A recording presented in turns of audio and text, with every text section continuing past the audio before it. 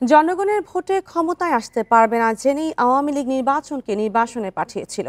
বিগত 3টি সংসদ নির্বাচনই হয়েছে প্রহসনের। লুটপাট বজায় রাখতে প্রশাসনকে ব্যবহার করে ভোটের অধিকার কেড়ে নিয়েছিল আওয়ামী লীগ, এমন মন্তব্য নির্বাচন ও রাজনৈতিক বিশ্লেষকদের।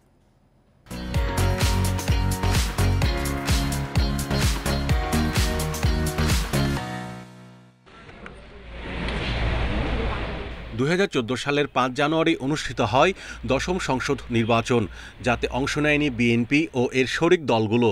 ভোটারবিহীন একতরফা নির্বাচনে 300 আসনের 153টিতেই প্রার্থীরা বিনা প্রতিদ্বন্দ্বিতায় নির্বাচিত হন।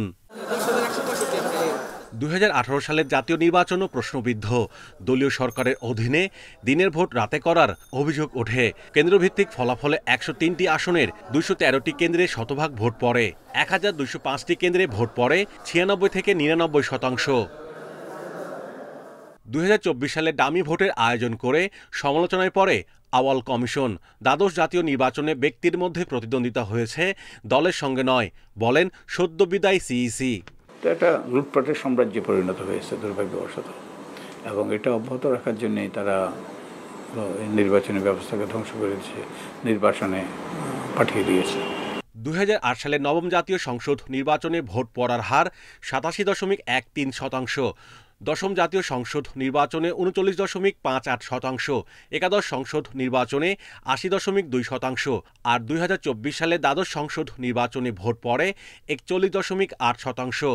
14, 18, 24-এ যে নির্বাচন হয়েছে ওটা তো কোনো অর্থে নির্বাচন হয় নাই, নির্বাচনের নামে প্রহসন হয়েছে। এটা আমরা সবাই যদি ভোটের নামে চুরি করতে ব্যস্ত হয়ে যাই তাহলে এটা কখনো ঠিক হবে না।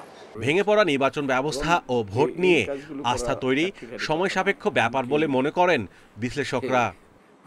আকাশ থেকে ফেরেশতা নেমে আসলেও এগুলো সহজে সমাধান করা সম্ভবপর নয়।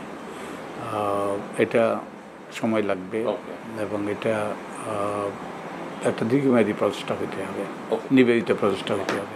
রাজনৈতিক সংস্কৃতি পরিবর্তন না হলে ভোটাধিকার হরণ থামবে না বলেও মনে করেন বিশ্লেষকরা। অবশ্যই এটা সংস্কার। Mahmudul Hasan, independent news, Dhaka.